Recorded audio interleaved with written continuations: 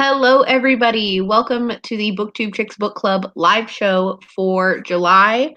In July, we read Clap When You Land by Elizabeth Acevedo. I do not have a physical book, so this is how we're going to do it. There we go.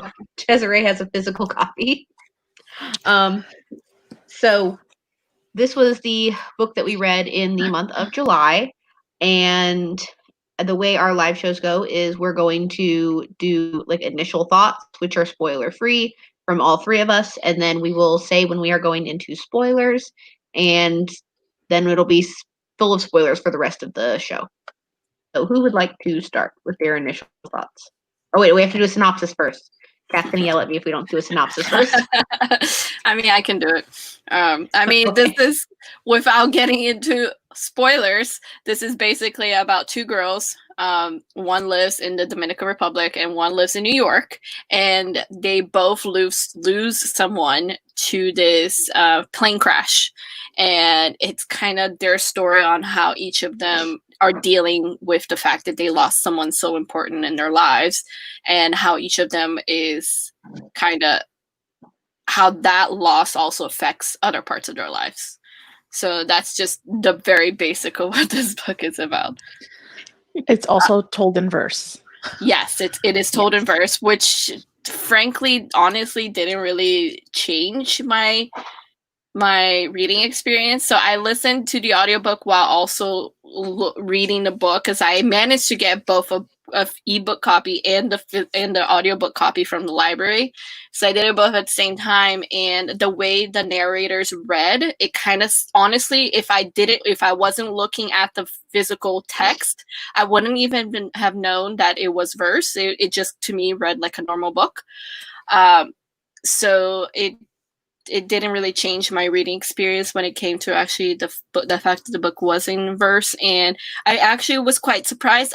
To be honest, I went into this book without knowing what the book was about. I just knew it was in verse and that was about it. And I know that I only knew a few things about the author, the fact that she wrote Poet X, and that I also have another book by her that I haven't read yet. But I was really, really surprised by how much I enjoyed the book. I thought it was really good. I really liked both characters, and I felt like I really, really identified with them, especially with... I don't remember her name. Yeah, the one that lived in New York. She had a name that started with a Y. Yahira. Yes, I love her name, by the way. I identified with her so much, and I will talk about that later on when we get into spoilers, but really, really liked this book, and I did give it 4 stars, and yeah, it honestly made me more excited to read the copy of the book that I do have by Elizabeth Acevedo and also Poet X. I have to move up onto my couch real quick, or this is going to be a really uncomfortable live show. So ignore me. I guess I'll go while you're doing that. Yep. So I have read Elizabeth Acevedo's previous 2 books. I think at this point she's definitely an auto-buy author for me. And when I suggested we read this book, I didn't even realize it was told in verse, because the last book was not. But I texted Kat earlier with like a crying emoji, because I literally, like, I was reading it and listening, and there was a part in the book that just like, I just went and I like choked up, and all of a sudden like the tears just started streaming down my face. And it was weird, because the parts that I identified with weren't necessarily the parts that you would think. Like, it wasn't the parts about grief. It was the certain parts about being a New Yorker and how New Yorkers behave. And it just hit me in a way that I was not expecting at all. But I did love this story. I enjoyed the 2 characters. They're obviously living very, very separate lives in very separate environments. And it's interesting to see, knowing what they have in common, how different they are. But I loved it. Are we giving ratings at this point? I think I said yeah. Okay. Yeah. I would give it 5 stars. Like, I love Elizabeth Acevedo. I don't think it was quite as hard hitting as the Poet X, and it's very possible that was because the Poet X was about slam poetry. So the verse felt very slam poetry, you know, whereas this didn't. Like Kat was saying, like if you didn't have it laid out in front of you, you might not really be able to tell that it was written in verse. There are some parts where you hear the poetry, you hear the lyricism, but not quite the same way as I would say the Poet X sounded. But I still loved it, and I thought it was great. What did you rate it again, Kat? I gave it a 4 or 4.5. Yeah, 4.5. So I gave this book 4 stars. This was the first time I read a book by Elizabeth Acevedo. And I was surprised at how, like, I knew it was in verse, but I was surprised at how quickly I was able to get through it, because the audiobook is only like 5 or 5.5 hours. So I ended up finishing it in 2 sittings, and it was really good, especially for my first one. I've never read the Poet X before, and I've never read With the Fire on High. But I'm definitely looking forward to reading those 2 books now that I've finished this one. I actually already have the Poet X in the other room, but I'm just really excited to read more from Elizabeth Acevedo. I don't think, like, there were emotional parts for this book for me, but it didn't really, like, it wasn't like as hard hitting for me as I think it is for other people, but I still really enjoyed it, and I still want to read more from her. What did you rate it? 4. Yeah. So I think now we will be going into spoilers. And where would you guys like to start?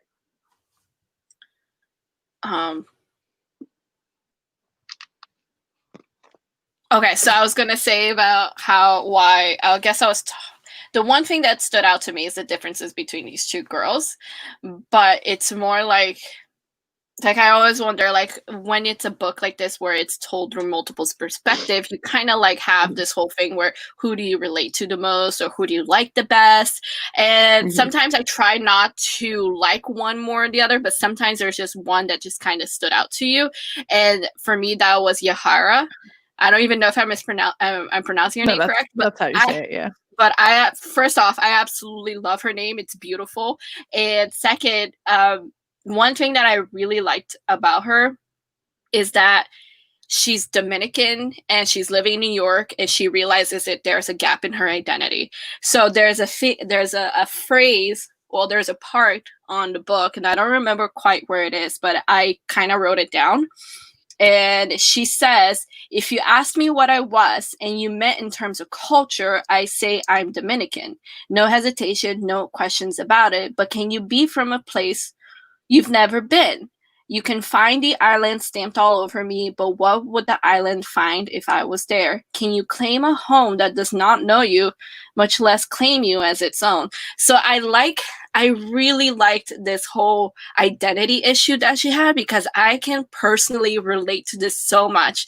So for anyone out there who doesn't know, I was born in Brazil, but obviously I am not did not look Brazilian. I am, my family is Japanese. And so a lot of me identifies with being Japanese, because part of my culture was, I grew up kind of like with a mix. But like when she's like, can you be from a place that you've never been? My dream is to go to Japan, but I've never been to that side of the planet. I've never even been close to anywhere near Japan. So like her questioning her identity, her questioning like, can I be Dominican if I've never even been there, even though I grew up around the culture? Can you say that I'm really from there? Because when you look at me, you can tell that I'm from somewhere, I'm not from here, because she says I have the island stamped all over me, and I'm like, the same way, like people look at me and they're like, the first thing they think about is that, oh, she's not Brazilian, she's clearly Asian. But I don't know. I guess her identity issues is something that I really, really related to, because it's something that I kind of like go through every day. Like people will ask me, oh, where are you from? And I'm like, the first thing that comes out of my mouth, I was born in Brazil. And they always ask, I was like, oh, really? But I always have to ask, because I can tell it's in their eyes. Like, you know, what's up with how you look? And I always have to explain, oh, but I'm Japanese. And they're like, oh, okay, that makes sense. And it just sometimes her questioning her identity kind of has me questioning my own identity sometimes too. And so I really liked her, like I really connected with Yahara because of that, so much more than what was Camino? Yeah. So I feel like in the beginning of the book, and I think I texted you guys about it, I had a hard time differentiating the two voices at first. Yeah. Just because I was like right now, I can't tell you which one liked chess. I'm pretty sure it was Yahara. I'm really not sure. It was Yahara. Yeah, and I kept getting them confused, and mostly it's because I didn't listen and read it. I listened to it while I was like driving and stuff like that. And then when I had stopped somewhere, I had to pull up the synopsis. I was like, all right, which one is which? So I couldn't get them confused anymore. But after I got it figured out in my head, I was good to go.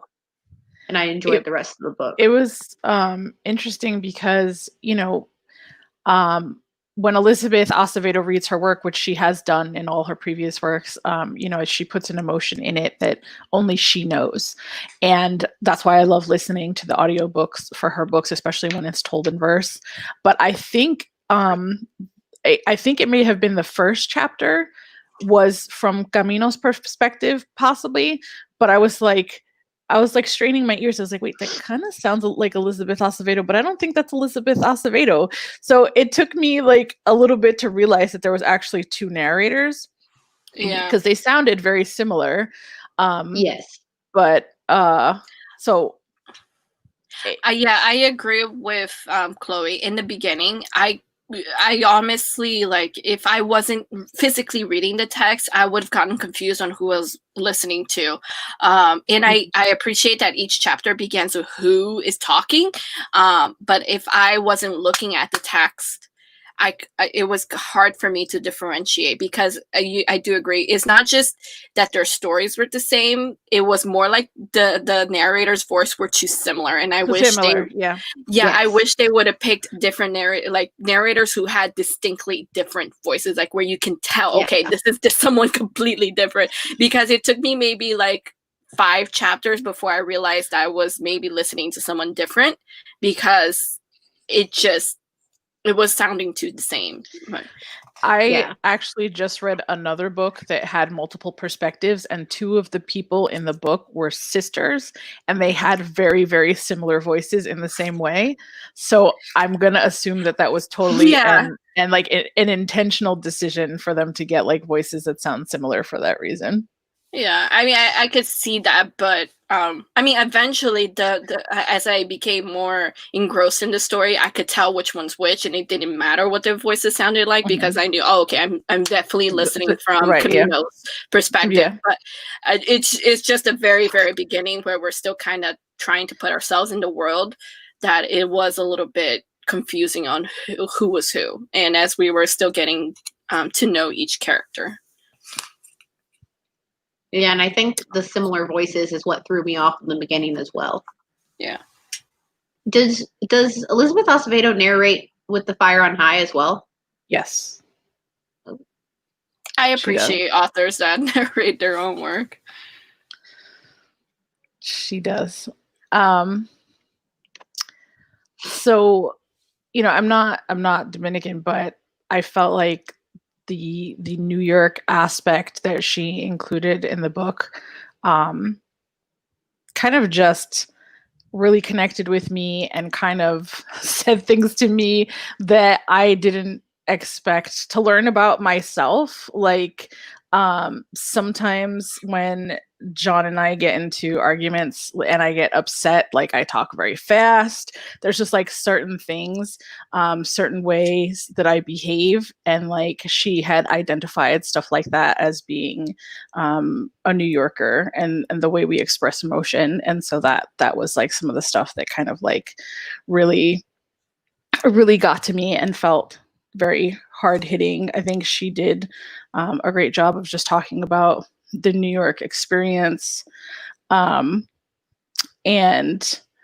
I know recently I had asked you too if you played chess, so I thought that was kind of interesting that came up in the book. My son has been talking a lot about that, wanting to play chess. But I love that was included as part of her character, because it was so much of her, and it was like something that she shared with her dad. Like, I learned how to play chess because my godfather taught me how to play chess, and that's a memory that I'll always have of him. So the fact that it kept coming up over and over again in Yahira's story, I feel like is very relatable and meaningful.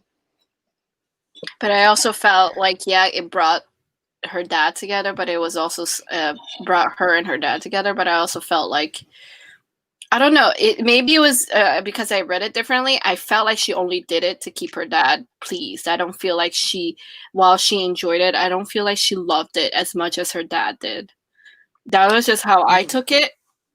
I mean, she does say that at some point. There was like, some verse in there where she was like, "Do I love chess? Yeah, no, I do chess. That's chess. right. I'm good at it."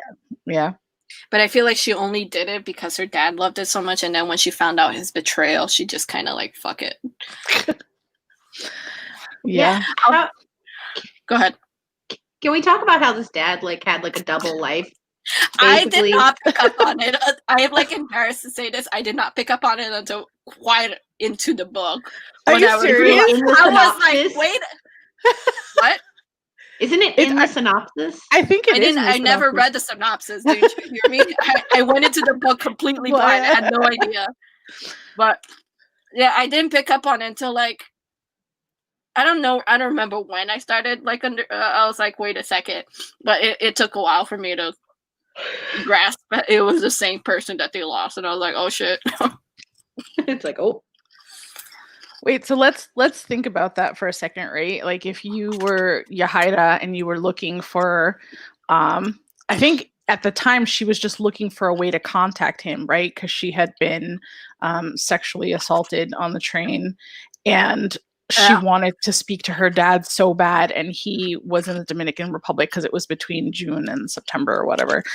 And so she was going through things, and that's when she found that documentation. So if we put ourselves in her shoes just for a second, what would you do if you found that? If you found this other marriage certificate that was your dad's with a picture and everything, how would you have handled it? I would not have been as calm as her. I'll say that. Yeah. And would you have kept that? I mean, it turns out her mom already knew, but would you have kept that from your mother? Is that a secret that you would have held on to? No, she does not deserve my secret. I don't know, because here's the thing. Here's the difference between me and her. I'm much more closer to my mom. I would literally lay down my life for my mom. My dad, I love, and I'm close to my dad. But if it were between my mom and my dad, I would jump in front of the train for my mom. Before I jump in front of the train for my dad. So there's the difference in dynamic, because she seems to be much closer to her dad. To her dad, yeah. So I feel more I need to protect my mom, not that I need to protect my dad. So I would have said something. I'd be like, we're leaving. He can have the house. I don't care. But yeah. I'm a little confused on how it happened. Was it that the dad married the mom in Dominican Republic before the other mom? I'm a little confused on how this happened. I'm confused too, because they were friends. So I'm assuming the mom was also from the Dominican Republic and they moved to New York. I'm like, so I know the one mom is dead. Yeah, but it's but how did this work? I don't know. Is this even legal? I don't get. I mean, how does that work if you get married in another country? Is that that's, I don't know. Here's the thing. So my sister's Brazilian, right? She's American too now, but she's Brazilian. But she married to an American man. So her marriage is registered here because they got married there. But if she wants to have her marriage recognized in another country, like say Brazil, she Right. actually she has to go to that country's consulate and she has to register her marriage. So she would literally have to go with Jeremy, my brother-in-law, to the Brazilian consulate and register her marriage there. Otherwise, if she never does, in Brazil, she'll still be considered single. Wow. Yeah. So, okay, so how does that work if you're having a destination wedding? Like, would you still would you have to do the paperwork here? Yeah. So my brother's having a destination wedding. My brother's getting married. My mom and the rest of us don't agree with it, but whatever. It's his wedding. It's just like he's getting married in Brazil. So he's going to have... You don't agree with the wedding, or you don't agree with the destination wedding? I don't agree with the destination because it's expensive as hell. Right. Yeah. Oh, okay. So he's getting married in Brazil, but he's going to go ahead and marry in the city hall here before he gets married in Brazil. So yeah. So like you get married on one day, and that's just for you, and then it's like your family thing is like another day. Yeah, his his wedding reception is like his whole wedding is going to be in Brazil, but because he obviously has to register here that he's married, they're going to marry it in the city hall too. That's what my mom did. They got married and they signed the paperwork and everything the day before, and then the day after they did all the family thing, oh, here's our wedding, even though we really signed the paperwork yesterday and we're already married. Yeah. So I'm still... Here's the thing. It does. The book doesn't go into detail, so I'm not sure how it is. Yeah. But I think, not sure. I think that he's only legally married to Yahara's mother, and he's only married in, I don't know, in faith and love, whatever, not legally to the other lady. Mm.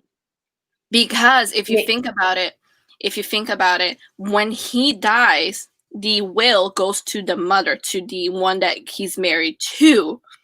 But if I don't know, because you're technically, I don't know how it works, but that's what I'm thinking. I'm thinking that he's only legally married to one woman, to the one. Did he spend most of the year in New York anyway? All the months outside of June to September. Okay. So he spent June to September in the Dominican Republic. Yeah. But what Yahira found was a marriage certificate. So she found the marriage certificate saying that he was married to the woman in the Dominican Republic. Okay. So I didn't know it was a marriage certificate. I thought it was just documentation incriminating him, but whatever. Maybe he's married to Yahara's mother in the States and then married to the Camino's mother in the Dominican Republic. So I mean, technically... But the thing is, the will, all of his assets went to one mother. If he was married, I don't know. It should have gone both ways. The way I'm thinking, if he's married, if he's legally married to two women, his will should have been split. But I don't know. Well, I think because the other mom is dead, wouldn't he be widowed? Yes. But he still has a daughter, so the will, whatever, should have gone to the other. But the Yahara's mother literally has to register her at the consulate or something, remember, at the end, in order for her to bring her to the States and give her half of the will. I don't know. I don't remember. All I remember... I don't know. Because at one point, Tío Jorge, he says something, and I don't know if he said it in Spanish or not, but the implication was the advance that you're getting is supposed to be split amongst his, his next of kin. So the implication was, that's when we start to get a feeling that Yahira's mom actually knew that there was another family, because he's basically saying you have to give some of this money to his family in the Dominican Republic. I thought she knew that. Wait, she knew beforehand. Yes, she did, but we didn't know that she knew. Oh, okay. But what I was gonna say is the way you're saying it, because I don't remember this. I remember the conversation taking place, but I don't remember exactly what was said. But the way you're saying is that he's asking her to split, not that she has to split the money. he was like basically like implying, some of this has to go to that other family, right? And she was kind of like making it sound like I don't have to do anything, you know? And then she said something about he was ours, but if those are his wishes, because he wanted to be buried in the Dominican Republic. It was while that whole conversation was taking place. The thing is, the legalities of the book and the situation in this book, we don't know. Like Elizabeth Acevedo didn't go into particular details about it. So I thought that yes, he meant to split everything between all of them, but that ultimately the mother had the ultimate say, and since she's the only one alive who can I don't like it goes all to her. I don't like that the mom was trying to stop Yahaira from going to the Dominican Republic for her own father's funeral. Like, I get that they did something in New York or whatever, but it's like, dude, that's her dad. What's wrong with you? I mean, does that make sense? There's but like there's a bitterness of, because she knew that his heart was in the Dominican Republic. She knew that he had always loved her best friend. Like that was his real love.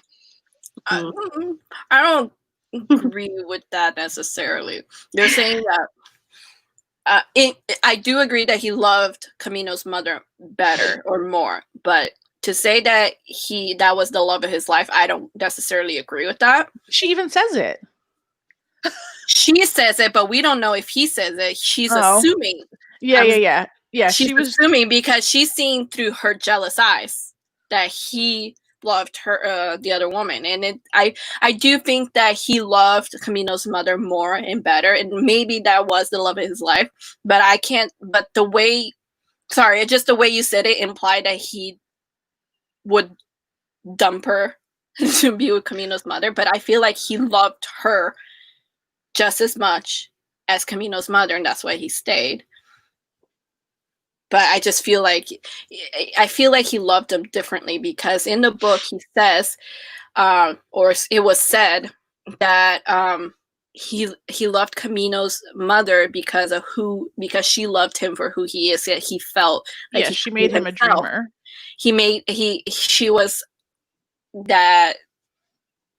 He felt like he could be himself with Camino's mother, but with Yahaira's mother, he felt like he could be better.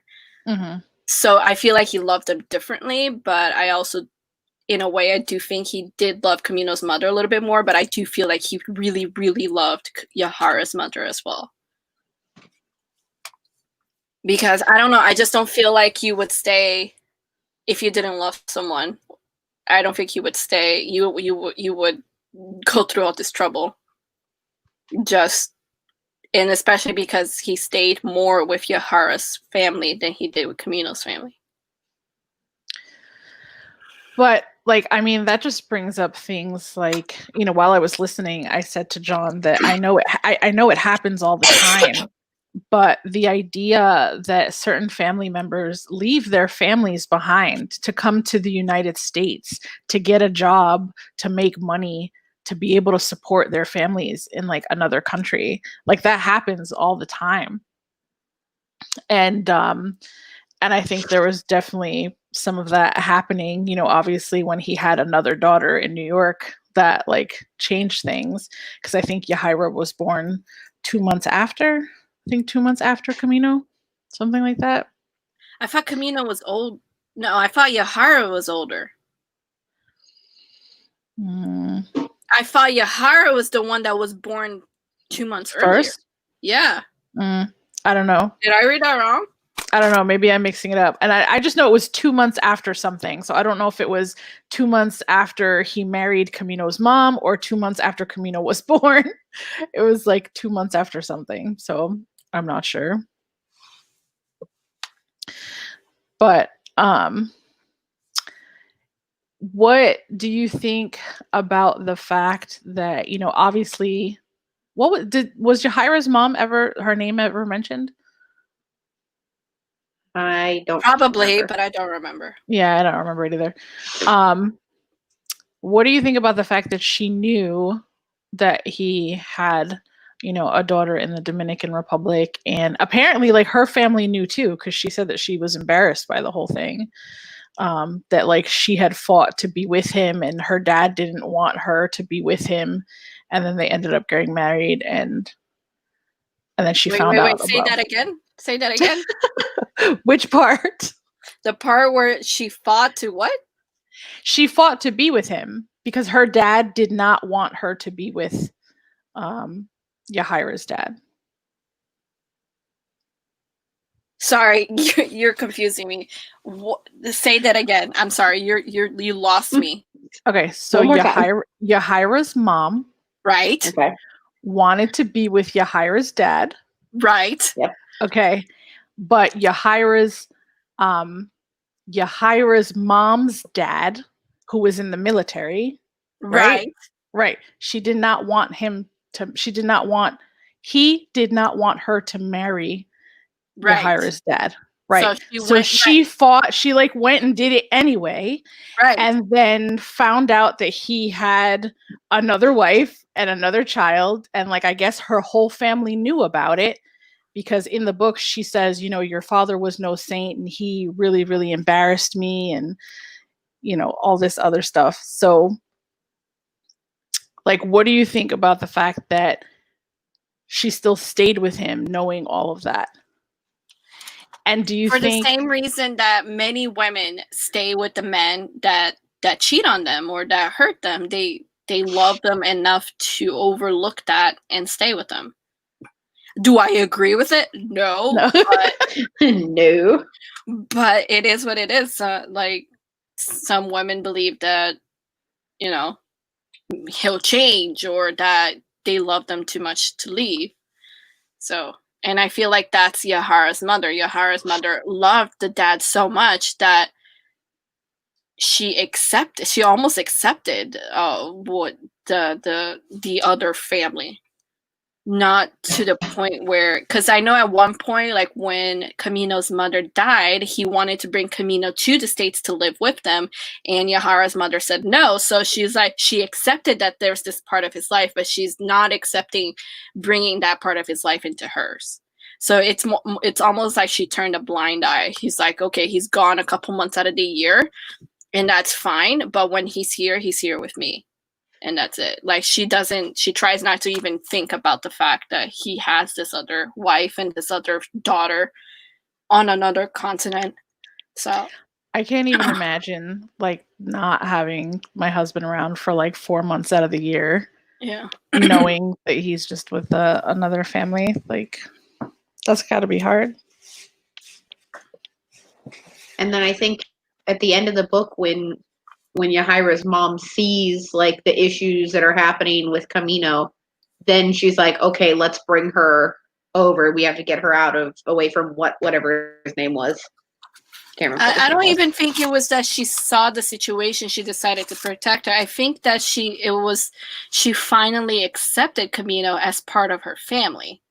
Mm-hmm. So it was a little bit, okay, I gotta protect this girl, but it's like, I feel like throughout that ending, when they were in the Dominican Republic, that it was more like, whether I like it or not, this girl's part of my family and I should protect her. And that's what she did.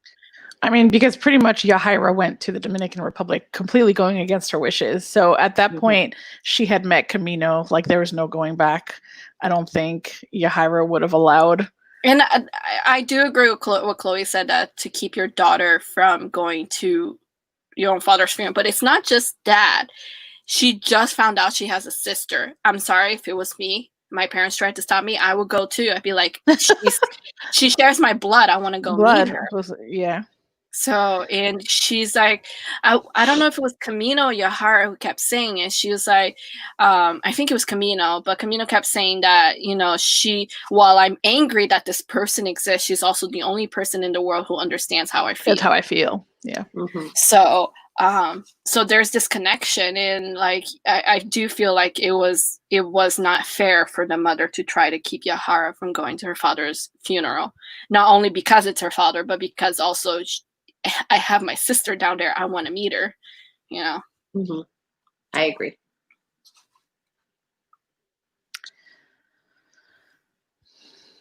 I kind of wished we Yeah. had gotten a little bit more in regards to Yahira's mom and the Dominican Republic, like how much time she spent there, or like I know that the story was about Camino and about Yahira, but I guess it would have been nice to just get a little bit more background about the dad and Camino's mom and just how they all knew each other and stuff like that.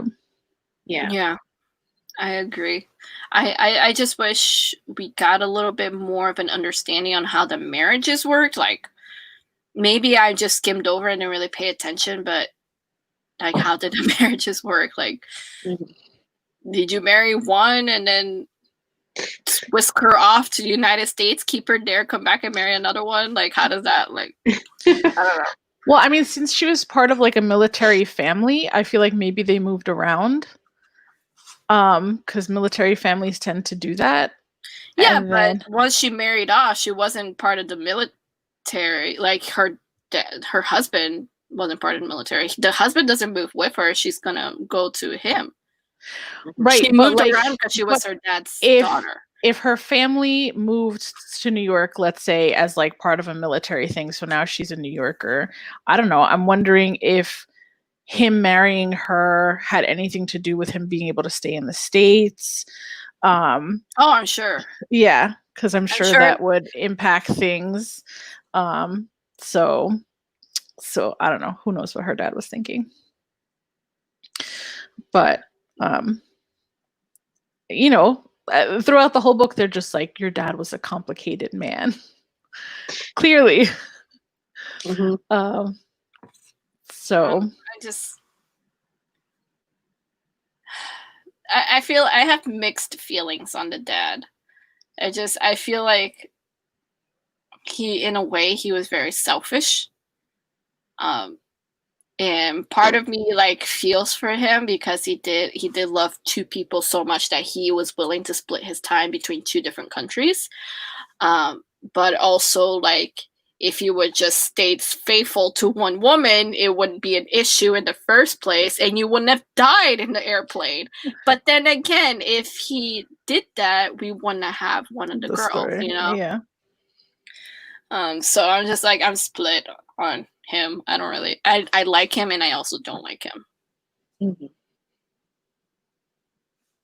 And I also didn't like that you talked briefly about it, Desiree, about how Yahara was assaulted on the subway or the bus or whatever, and she tried to call him, and he didn't pick up the phone, and that just like that is so sad. So heartbreaking. Yeah, because like the first person she would have thought that could rescue her, could make her feel better, that she could, like the first person that she thought to confess to, like to pour her heart out, wasn't there for her, and he probably never found out. No. And it's already like victims of sexual assault, it's already difficult for them to talk about it. Yeah. And then when they do, the person isn't. Oh, that just made me so sad for her. I was like, oh god. I know, that was like absolutely heartbreaking. And then when he finally did call her, it was just because she had missed the chest. Yes, that. And I was just like, dude, you're so, God, you're so blind. He thinks that she's rebelling, but I think her missing the chess tournaments, I think it was just her calling for attention, calling his attention. And it's just like the fact that he was too blind to see it just pissed me off really a lot. And she ended up talking to her girlfriend, right? What was her name? Dre. What? Dre. Was it? Is that her name? Yeah. Okay. Well, it might have been Andrea, and so it was shortened to Dre. I don't know. Well, because I know. But yeah, it's all sad. Was there anything else we wanted? Oh, go ahead. Did you guys listen to the author notes? Yes, I did. I don't remember what she said, but I don't. Yeah, it was a really short and brief, so I listened to it to the end. she was, she was talking about her inspiration for the book, and she was talking about, her first time flying to the Dominican Republic and how when the plane touched down, everybody clapped. Oh yeah. And how meaningful that experience was to her, and how later on, I think and I don't remember which flight it was. There was a flight that fell in Queens. Yeah. And that like the majority of the people on the plane were from the Dominican Republic, or were Dominican. And she talked about how quickly that story fell out of the news cycle, and then she also gave thanks to other authors that kind of helped make the story what it was.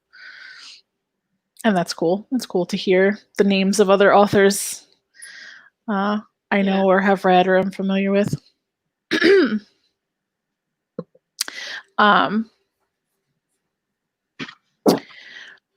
Do you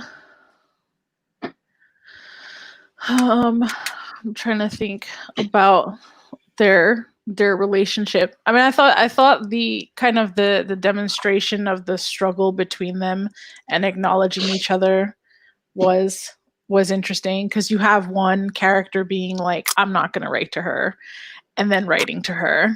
And then Yahira was like, I'm not going to write back. And then she wrote back and was like, we should FaceTime or we should get on a video call, or whatever she was saying. I imagine like, meeting someone that you didn't even know existed that looks kind of like you has to be quite the experience. Yeah. I mean, you can tell in the beginning that they're just kind of like overwhelmed. They don't know what to feel. They're like, hey, I have a sister that's really cool. And then they're like mad that this person exists, because that means their dad wasn't completely faithful, or their dad has another lie to them, has another family in another country. And so I really liked that whole, like, I hate you, but I love, like, I want to get to know you at the same time, because I feel like it's a genuine reaction. You want to be angry because of the dad's action, but you also believe that this person exists because she's going to understand how I feel. And I don't know, I really liked how their relationship evolved, to like from that very beginning, that first email to them, in the end, flying back to New York together. Yeah. But I also, just loved Yahira's determination to go to the Dominican Republic. Like, she wasn't going to let anything stop her. Although the scene where she was at the airport and they were like, "Oh, you're not 18." When I was 17 years old, I had a boyfriend who was in college, and I was in New York and he was in Florida, and I wanted to visit him for like summer break or something like that. And I was working a job. I just didn't have a credit card. I was working a job. I saved up enough money for my flight, and I had a friend's mom or a friend's brother buy the plane ticket for me. And I was going to go. I was just like, I did the thing. I was going to go. It was all my money. I was ready. And I think my mom found out about it. Somebody called the airport. And so I got to the airport. I had my ticket. They were like, "You're a minor, and we can't let you on the plane." And I was just like, what? I bought it with my money, da-da-da-da-da. And like, they wouldn't let me on the plane. So the fact that guy like made an exception for her was interesting. But I'm glad he did. Well, it's not only that. Like, after she made him feel guilty about her situation, he was like, "Oh, well, the age limit is more of a suggestion than a requirement." And I was like, I'm pretty sure that's not true, but okay. Okay, right, well, exactly. Not a suggestion, but okay. I was like, they did not let me get on that plane. I don't think so. But I mean, at least she was able to get someone who was kind of willing to bend the rules. Can you imagine if it was like a senior person and he was like, "Nope, go home. You can't go and get on a plane." Yeah, or they would have been like, "You have to stay here till your mom picks you up." So but she was motivated to make her way over there. And I can't imagine what that was like for her mom to find out that she was gone after that.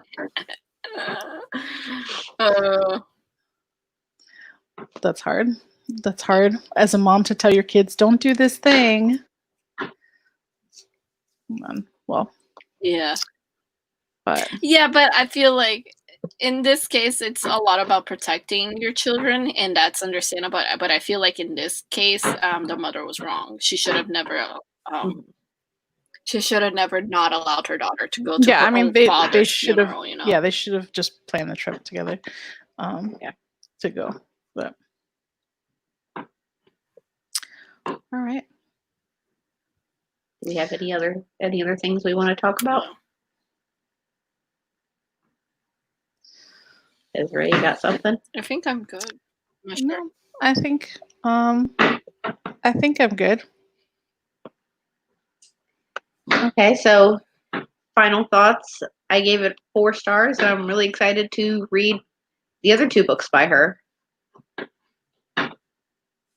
Yeah, I gave it 4.5, and I was, like I said, I didn't even read the synopsis. I went into this book completely blind, so I did not know that there was the same dad for both girls. But it was a really good story. It was touching. It talked about a lot of different issues, about double families, plane crashes, losing a loved one, grief. Finding out. Yeah, grief, and it does mention briefly about sexual assault, it's identity issues. It talks about it's a really, really good book that touches upon a lot of different little things, and I would highly recommend it. I'm definitely excited to read the Poet X and With the Fire on High. Yeah, I think I'm going to read the Poet X as soon as I'm done with my current read.